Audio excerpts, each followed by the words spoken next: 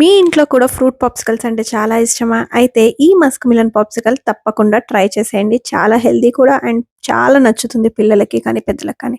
ముందుగా ఇలా Musk మిలన్‌ని cut చేసేసుకోవాలి. మధ్యలో ఉన్న సీడ్స్ అన్నీ కూడా తీసేసుకొని మొత్తము మన మస్క్ మిలన్స్ అన్నీ ఇట్లా చిన్న పీసెస్‌గా కట్ చేసేసుకున్నాను. ఇప్పుడు ఒక బ్లెండర్ జార్ ఉంటుంది కదా! దాంట్లోకి అంతా కూడా ట్రాన్స్‌ఫర్ చేసి స్మూత్ పేస్ట్ చేసుకోవాలి. దానికోసం కొంచెం మిల్క్ యాడ్ చేయండి.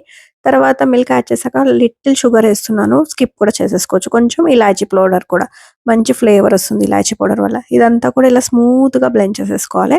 ఇలా స్మూత్‌గా బ్లెండ్ చేసుకున్న దాన్ని పాప్సికల్ మౌల్స్‌లో కానీ, లేకంటే లేని వాళ్ళు గ్లాసెస్‌లో కూడా ఏసుకొని మంచిగా ఎంజాయ్ చేయొచ్చు.